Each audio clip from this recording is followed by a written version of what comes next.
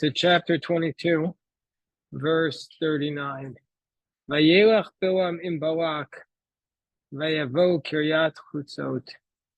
And Bilam walked with Balak, and they came to this place called Kiryat Chutzot.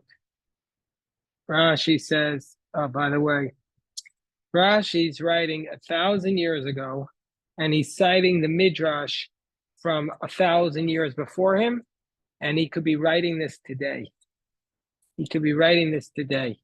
He says, where did Bilam go with Balak? They went to Kiryat Chutzot. Rashi says, an ir meleah shvakim, a city full of markets. Anashim v'nashim v'taf b'chutzoseh, men and women and children in its markets, in its plazas, as if to say, Re'eh v'rachem shlo ya'akru elu. Have mercy, the Jewish people, they're trying to destroy our markets, our people. So it's like today, like they make these canards against the Jews.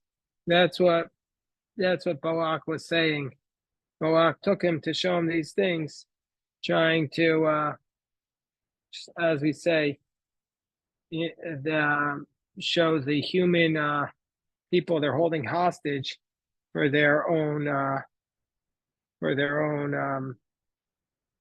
should we say, for their own political purposes. Okay, so we're up to chapter 22, verse 40. Chapter 22, verse 40. Vayizbach Balak Bakar Vatzon. And Balak slaughtered cattle and sheep. Vayshalach leBilam v'asarim asher ito. And he sent to Bilam and to the officers who were with him. So Balak, it's a very strange thing. He slaughtered the sheep and the cattle, and he fed Bilam and the princes. Rashi says, Davar muat. He did a measly thing. Bakar achad v'tzon achad belvad. All he did was slaughter one sheep and one cattle. That's all he did. He didn't give them a big feast. So Rashi's point is, hello there, Kobe. We're in chapter 22, verse 41. Rashi's saying if he had given them more, it would have said he made a big feast. So it says one sheep and one cattle. Chapter 22, verse 41. So chapter 22, verse 41. Vayiva boker, and it was in the morning. Vayikach Balak et Bilam. Vayaleu bamot Baal. Vayar misham kitzei. You see, Balak and Bilam understood the power of nates, and they were using it for evil. They understood the power of prayer at sunrise. It says this in the Gemara that Bilam knew the one moment of the day, right when it begins to get light, where it was the power of getting God to curse. So that's what they did. Balak took Bilam and they brought offerings in the morning. And they saw from there the edge of the people. Rashi says, L'ramat tachalte, to the high place of his deity, Shem Avodah Zarah. You know where it is, Ezra? To the left, right there, my friend. The Chumash. Very good, Ezra. So, and we saw from there the end of the people. And by the way, I think about this. I'm sorry for being a little political, but when the enemy attacked the Jewish people on October 7th, they attacked at sunrise. It was like 6:30. They had just davened. The sirens went off. What page is it on, Dan? Do you know? What? No, that doesn't sound right. Let me see. What? If you give it to me, I can tell you the page. I know it was sunrise because they were praying the Hallel at Yeshivat Sderot. So here's verse 41, right here. Page 871. Hello, Guy. Okay. So up to chapter 23 now. Chapter 23. Vayomer Bilam el Balak. And then Bilam said to Balak, Beneli bazeh shiva mizbachot. Hello there, my dear friend Greg. Well, yes, Jerry, please ask your question.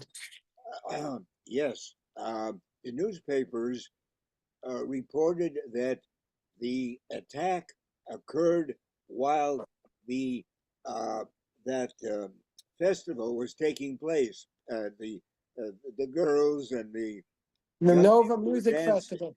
Yeah, but that was an all-night musical. They just went on and on. There was no ending or beginning of it. They just kept going straight. Who was going straight? The musicians. It was a festival. They played music through the night. They didn't stop. They just kept playing music. And the young people were dancing at daybreak at the. Yeah, they were just dancing on. Yeah, they didn't stop. They were beyond time. Anyway, so chapter 23, verse 1. Vayomer Bilam el Balak, and Bilam said to Balak, Beneli bazeh shiva mizbachot, build for me 7 altars. V'achein li bazeh shiva parim v'shiva elim, and build for me on it 7 cows and 7 rams. By the way, we're going to see that Rashi is going to say, or the Gemara says, that why did Balak merit to have King David descend from him? You realize King David descended from him. The Lubavitcher Rebbe is a direct descendant of Balak. He is. It's just a fact. He's a direct descendant of David, and David is a direct descendant of Balak, because Balak was the great grandfather of Ruth, and Ruth is the great grandmother of David. So how did Balak merit this? No, it's just a fact. It's a fact. How did Balak merit this? Because he offered 42 sacrifices, the Talmud says. Because he offered all these sacrifices, that's why he merited to have King David come from him. And this is the beginning. Okay, very notable. Well, they have a tradition. They have a tradition going back. They could trace it. Like they trace it back to a certain person. They trace themselves back to a certain person who traced themselves. What? Yeah, and he traced himself back, and they trace him back. So they have there's. Wouldn't you be very careful if you were a direct descendant of King David? You wouldn't lose that. That's like a billionaire times a billion. Mm-hmm. What's a billion times a billion? A trillion. A trillion? Probably. Mm-hmm. I don't know. Okay. Vayaz Balak kasher diber Bilam, and Balak made just like Balak made it just like Bilam spoke. Vayal Balak Bilam parvayal b'mizbeach, and Balak and Bilam brought up a cow and a ram on the altar.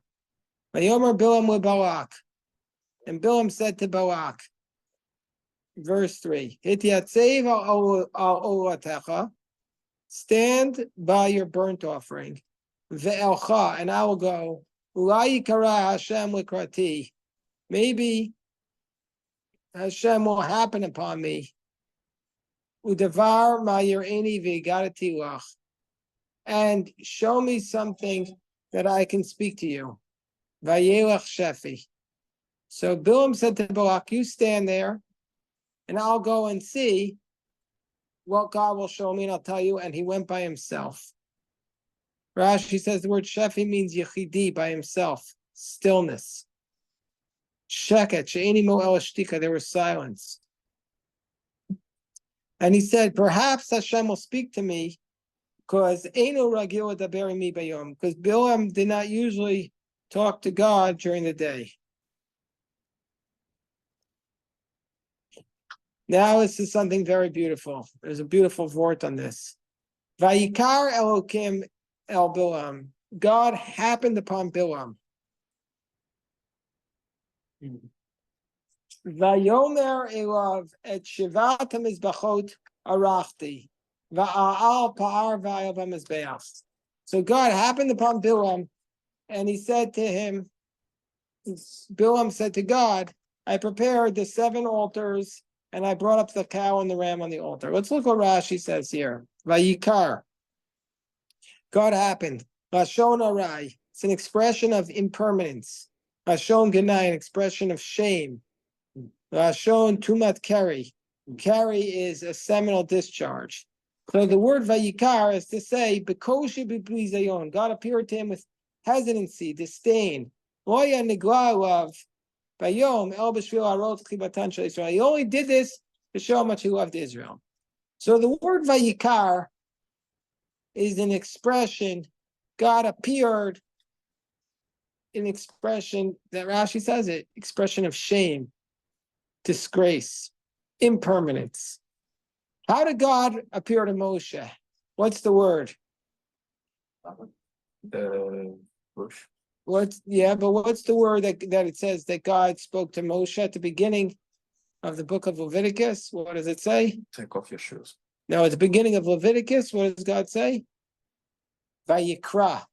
God called to Moshe at the beginning of Leviticus, and there it's not Vayikar, Vayikra, but the Aleph is written small.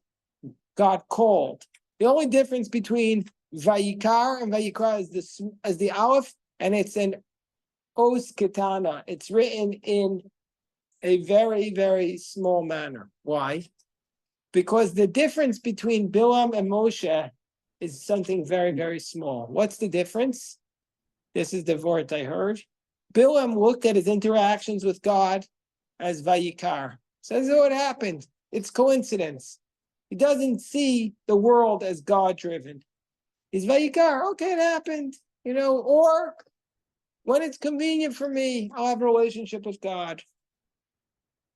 Doesn't hear the direct calling. But Moshe Rabbeinu hears it as a direct call. Vayikra. God called. We hear the call in our heart. That's the difference. Such a small difference. The same events happen, but do we view it as a calling from God to us? Or do we view it as just happenstance? You follow what we're saying here? You follow what we're saying? That's the difference. And Rashi says, Vayikar, and it happened. All right, it happened. It happened. The miracle happened. The miracle happened. Oh, the story, okay, it's just a coincidence. Now, whether or not it's coincidence is not for me to say, but how you view it is for me to say. We have to view everything that happens to us in this world as a calling from Hashem. Call to action, to act, to get involved, to make a difference. That's Vayikra versus Vayikar. Bilam was Vayikar. We have to be Vayikra, Levi. We have to be Vayikra. Okay, so now, what else does the Rashi say? He said, what did he build? The Sheva HaMizbachot, the 7 altars. Rashi says, Shiva Mizbachot Arachti.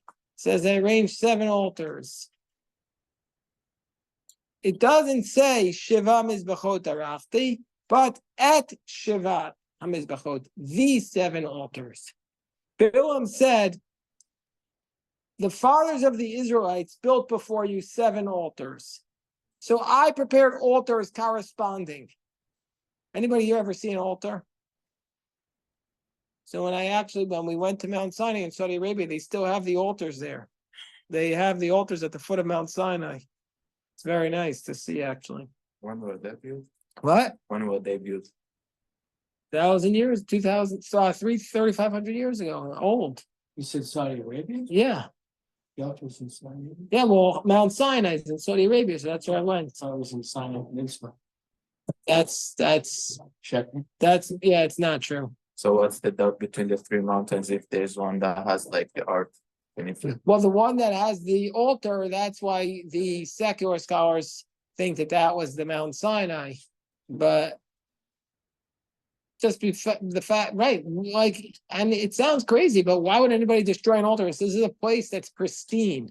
It's a desert. Like, nobody's touched this place. Nobody's touched this place.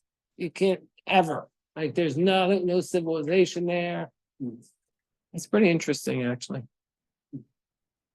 So he built the 7 altars corresponding to the altars of the patriarchs, 4 corresponding to Abraham, that Abraham built, and Isaac built 1, and Jacob built 2.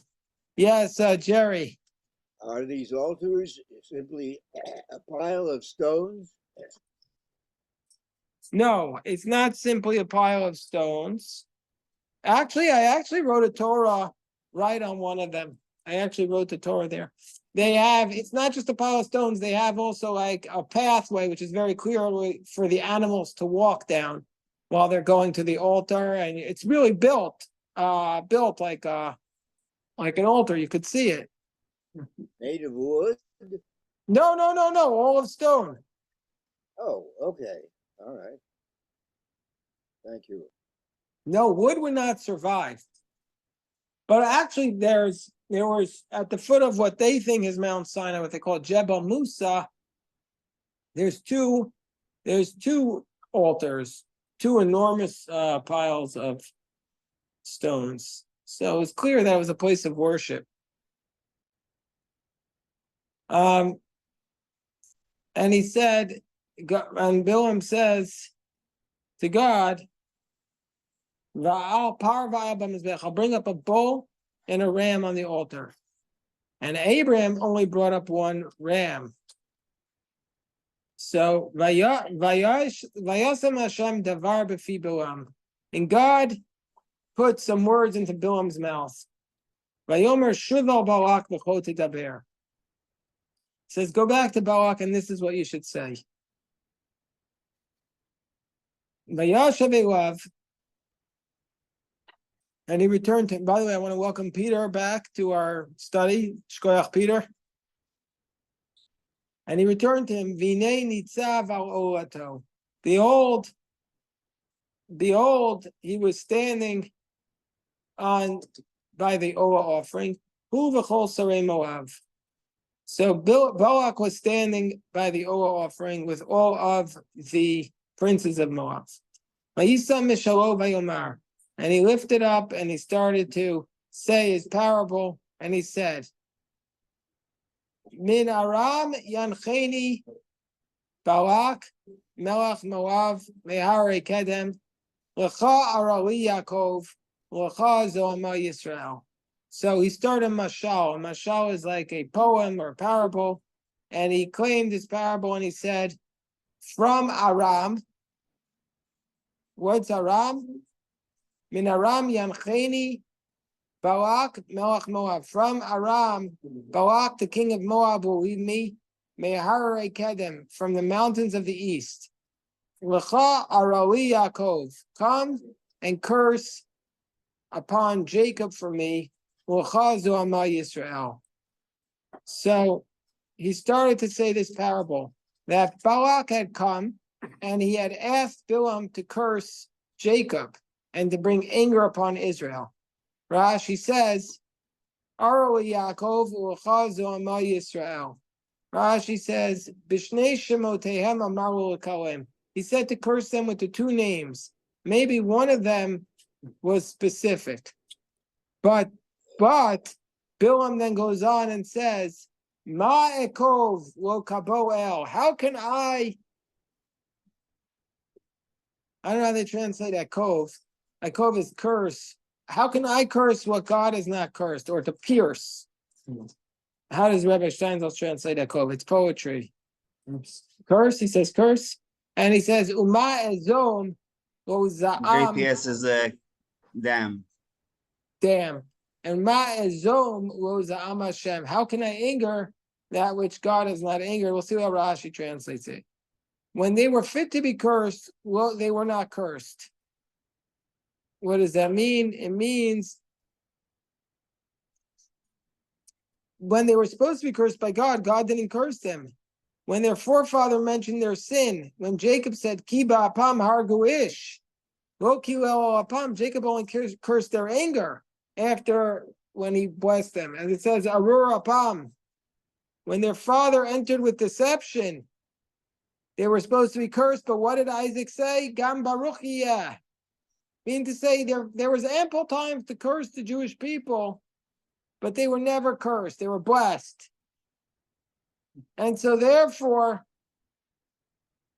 even when they were standing there on Mount Eval to curse, it doesn't say they will stand to curse the people, but rather they shall stand for the curse. He didn't want to mention them a curse.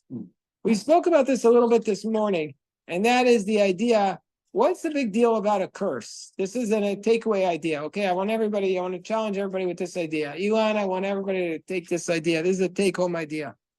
What's the big deal if Bilam says a curse? Who cares? The curse doesn't come from God. Yeah. The curse doesn't come from God. So the idea is Bilam when you speak something into existence, it produces an energy in the world, a negative energy. And it's a terrible thing. If you're ever around somebody with negative energy, it's a terrible thing. You always have to be positive energy. So that's the point. The point is everybody here right now sitting around their table. We have a minion around the table and a minion on the Zoom. Everybody has to take upon ourselves for the next 24 hours. We're only going to say positive words, positive things. We're not going to say anything negative. You write that? You like that, Elon? Only positive things? What? Believe that. Believe that down. I'll never make a promise that's against each other. Well, the Torah says, the proverb says, Tov mishalotido mishatido v'oteshalim. Better off not to vow than to vow and not to pay. But I know that I can't. But we can try. We can take upon ourselves the next 24 hours. We're going to try it together. Don't always say positive words. And he says, how can I be angry at something that Hashem has not been angry with? Oh, this is what I was saying before.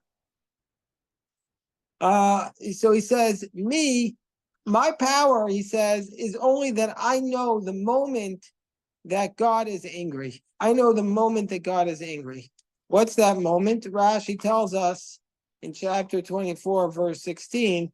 Rashi says there, this is based upon the Gemara. Rashi says, he knows, if the Gemara in Sanhedrin 105b says he knows exactly the time that God was angry. But in brachos that they say the calculation, right? The rega is one part of 5,888 of an hour. At sunrise. Right. So I'm saying, but they say that that's what the defined moment is. So Sanhedrin is what Bilam, what about Bilam, but specifically that moment is mentioned in brachos. In brachot, right? Very good. So that's the moment, and Bilam knew that exact moment that God was supposed to be angry, and he has not come angry. He has not gotten angry. Meaning God only gets angry at that one moment.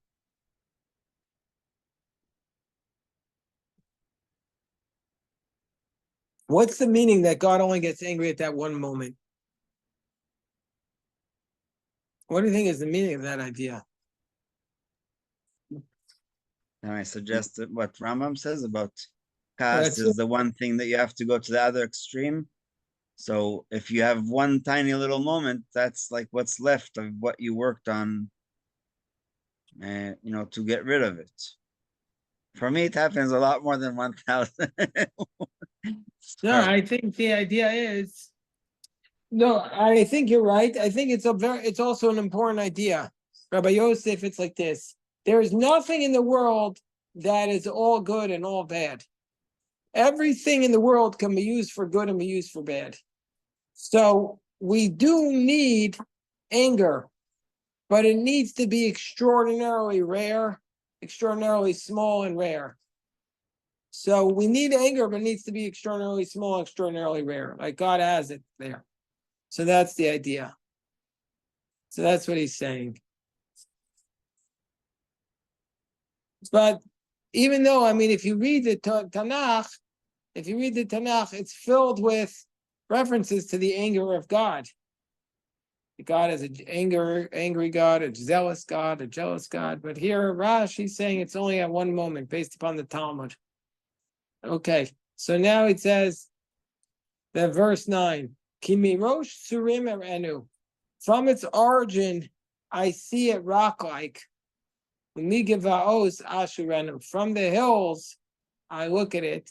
This is a very beautiful verse. Am Livadad Yeshkon. This is a nation that dwells in solitude. Uvagayim lo yitchashev. Sure words never more written about the Jewish people. This is a nation that dwells in solitude. Jewish people are a nation that dwells in solitude. And amongst the nations are not reckoned. What does that mean? What does that mean? First of all, what does a nation that dwells in solitude meaning to say? What does that mean? Anyone? Well, a nation that isolates itself. Right. So that's what I would think, that it's a nation that isolates itself, or a nation that we're never going to be popular. The world is always going to be against us. But Stands apart. But a nation that stands apart. But Rashi says, Lishkon Badad Kitargumo, like the Targum. So what does the Targum say? The Targum says, this people alone is destined to take possession of the world. Alma b'chudeyan atidin diachsenun alma. That meaning it's a nation that will be victorious. And then what does it mean? Ubagayim will yitchashev, will not be reckoned amongst the nations. Rashi says it means that we will never be destroyed. That the Jewish people, when the other nations are destroyed, we won't be destroyed. And they won't be counted. I cut you off, Greg. You were going to say something? You said the same thing she said. Okay, beautiful. So this is but I always take it, we're never going to be like the other nations. The Jewish people, there are so many other nations in the world, but the Jewish people are unique. Nobody talks about any other nation as much as people talk about the Jews. It's been the greatest story ever told since Moses split the sea. It's like all anybody talks about. You go to the front page of the New York Times, the Washington Post, the Wall Street Journal, every day. It's the Jews, the Jews, the Jews. Not always because they hate the Jews, but because that's what everybody talks about. I mean, there's as many people. How many people live in Rwanda, guys? 13 million. 13 million people in Rwanda. How many times is Rwanda on the front page of the New York Times? Never. I mean, when there was a genocide, they talked about it for a half a minute. That's it. But the Jews, like everybody knows who's in the election in Israel, and it's like we're a special nation. That's the bottom line. We're the greatest story ever told. And you ever go up to a non-Jew and say to them, "How many Jews do you think there are?" They think there's 1 billion. It's who we are. The people around the table. That's it. I mean, there's like 13 million Jews in the world. That's it. In the whole world, 13 million Jews. What? The whole world is 17, I think. That's if you count people with like an eighth of a Jewish parent as Jewish. Let's be real. Come on. How many seats are filled on Shabbos morning in all of Washington, D.C.? How many seats? I want to say that. How many seats do you think are filled on a Shabbos morning in the greater Washington area? If it's more than 5,000, I'll eat my hat. There's not 5,000 people in synagogue on Shabbos morning in the entire greater Washington area. Anyway, Jerry, we'll give you the last word, then we have to dive in. Okay.